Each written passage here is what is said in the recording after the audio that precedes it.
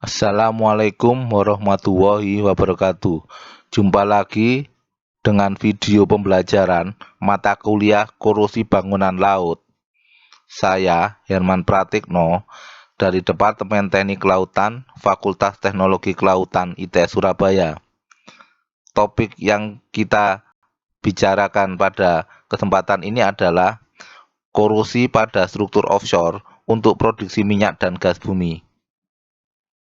Dalam pencegahan korosi pada struktur lepas pantai atau instalasi laut lainnya, pendekatan terhadap masalah ini sangat dipengaruhi oleh sifat operasi, khususnya nilai produk yang tinggi yaitu minyak atau gas bumi.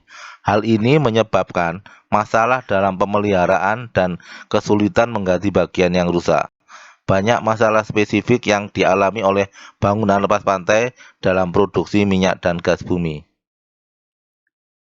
Berikut ini aspek yang dipertimbangkan dalam struktur lepas pantai. Yang pertama, faktor ekonomi. Kedua, lingkungan dan pengendalian korosi. Ketiga, pemeliharaan. Keempat, desain. Kelima, fouling. Enam, hot riser corrosion. Ketujuh, downhole corrosion. Kedelapan, sweet and shore corrosion. 9, sulfide stress cracking. Dan ke-10 adalah corrosion fatigue. Yang pertama adalah faktor ekonomi. Biaya yang diperlukan untuk bekerja pada struktur lepas pantai umumnya lebih tinggi daripada pekerjaan serupa di daratan, di mana yang menjadi fokus biaya di sini meliputi biaya akomodasi, pengawasan, dan pemeliharaan korosi. Yang kedua adalah lingkungan dan pengendalian korosi. Dalam perancangan platform, banyak faktor lingkungan yang harus kita perhitungkan. Beberapa contohnya yaitu gerakan gelombang, kecepatan angin, di mana gelombang dan kecepatan angin juga dapat mempengaruhi metode pengendalian korosi yang dipilih untuk platform tertentu. Dari sudut pandang korosi struktur platform dapat dibagi menjadi 3 zona luas, yaitu pertama, zona terendam, zona percikan, dan zona atmosfer. Pada gambar bangunan lepas pantai berikut ini ada 3 zona terjadinya korosi. Yang pertama, zona atmosfer atau atmospheric zone. Yang kedua adalah zona percikan atau splash zone. Yang ketiga adalah zona terendam atau immersion. Pada bagian zona terendam atau immersion, proteksi katodik adalah metode yang selalu digunakan di zona ini. Umumnya, pelapis pelindung atau coating tidak digunakan bersamaan dengan proteksi katodik, namun beberapa organisasi masih melakukannya. Untuk zona percikan atau splash zone, berikut ini adalah beberapa yang digunakan pada zona ini. Yang pertama adalah selubung paduan tahan korosi. Yang kedua, lapisan karet atau neoprene tebal sampai ketebalan 13 mili. Yang ketiga adalah lapisan resin polimer berpendingin silika dan poliester yang diisi kaca. Yang keempat yaitu meningkatkan ketebalan baja di zona percikan. Yang kelima yaitu pelapisan coating yang sama seperti zona atmosfer, namun dengan ketebalan yang berbeda. Pada zona atmosfer, pendekatan untuk melindungi bagian-bagian struktur yang terpapar udara pada dasarnya sama dengan cara yang dilakukan untuk struktur yang terpapar kondisi atmosfer laut. Untuk menahan kondisi agresif yang dihadapi dalam situasi ini, digunakan pelapis tahan kimia.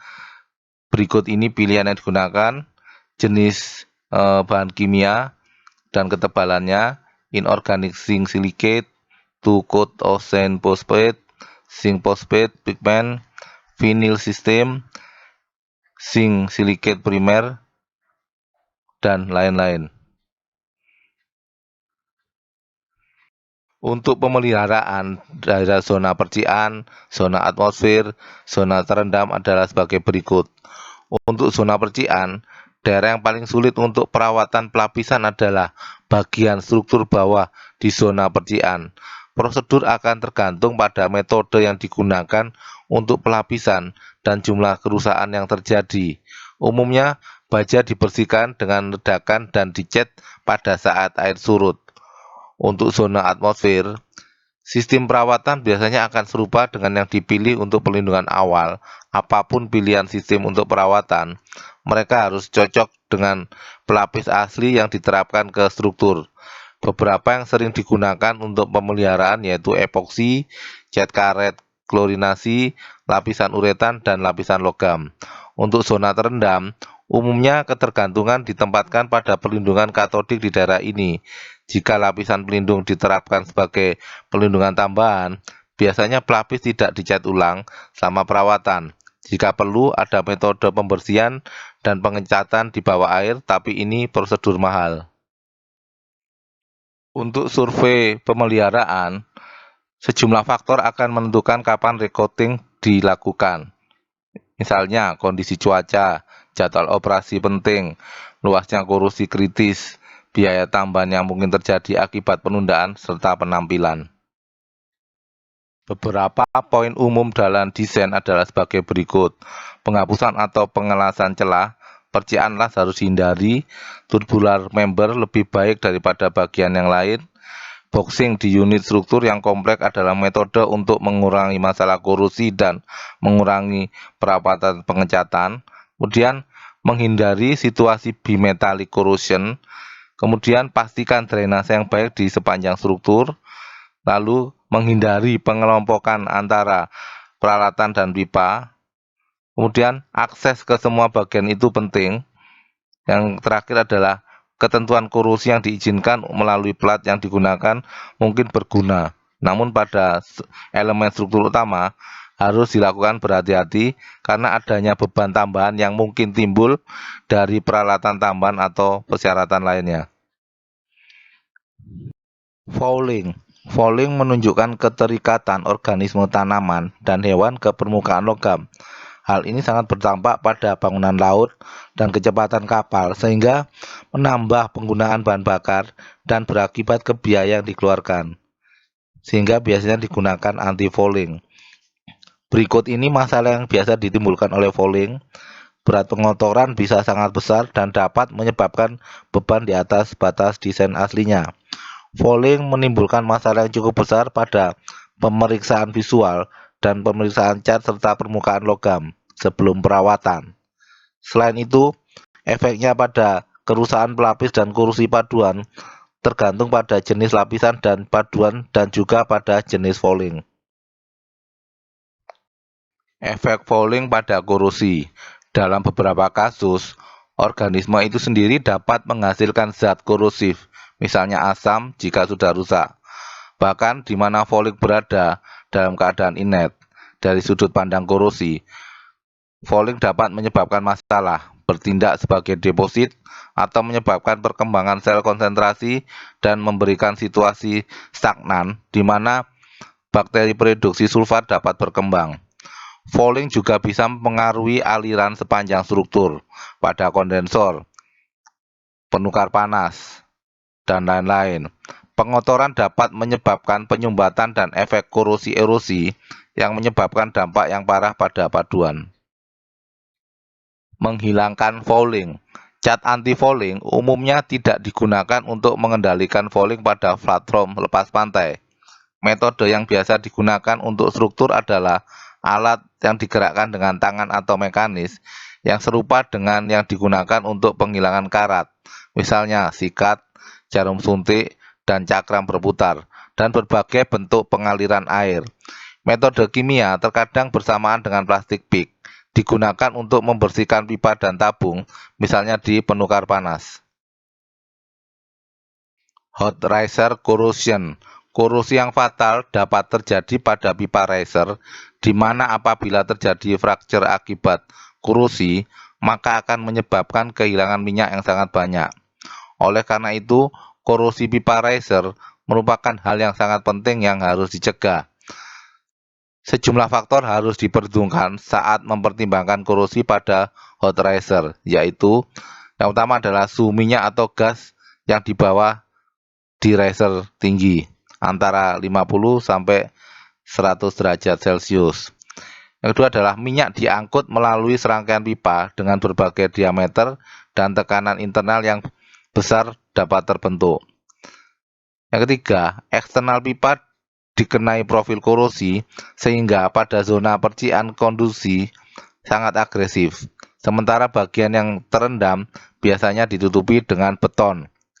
Yang keempat adalah akan adanya perbedaan antara suhu internal pipa yang membawa minyak panas dan suhu eksternal yang bersentuhan dengan air laut. Downhole corrosion. Korosi ini sebagai hasil dari metode yang digunakan untuk produksi minyak. Ada dua jenis, yaitu sweet corrosion dan source corrosion. Sweet corrosion adalah istilah yang sering digunakan untuk menunjukkan korosi yang timbul dari adanya air yang mengandung karbon dioksida terlarut. Untuk source corrosion, istilah ini bisa digunakan untuk menunjukkan korosi yang dihasilkan dari adanya H2S yang terlarut. Hydrogen induced cracking and blistering.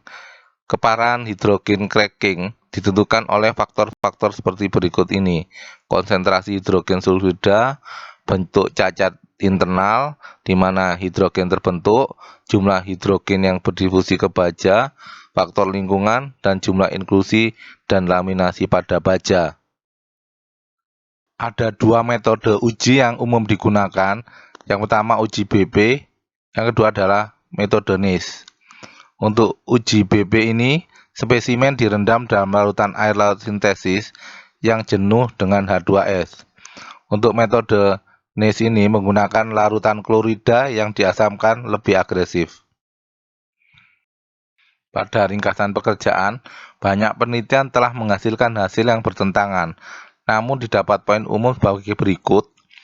Efeknya umumnya lebih buruk dengan air laut daripada bentuk air lainnya.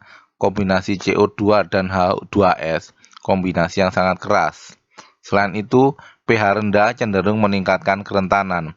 Suhu mempengaruhi kerentanan namun tidak berbeda jauh pada kisaran 15–35 derajat Celcius. Peningkatan konsentrasi H2S menyebabkan peningkatan kerentanan terhadap serangan korosi, dibuktikan dengan adanya nilai ambang batas di mana serangan korosi tidak terjadi. Untuk pengendalian retak akibat hidrogen, pengendalian situasi lingkungan yang menyebabkan terbentuk dan terserapnya hidrogen ke dalam baja. Selain itu mengurangi atau mengubah bentuk inklusi dengan baja paduan, tembaga, dan perbaikan umum dalam kualitas baja tampaknya merupakan pendekatan yang mungkin dilakukan di area ini. Sulfide stress cracking atau SSC. SSC adalah retakan yang terjadi pada logam karena adanya tegangan tarik dalam lingkungan air dan H2S. Terjadi karena penyerapan atom-atom hidrogen pada permukaan logam. Sulfide stress cracking dapat terjadi pada kondisi sebagai berikut.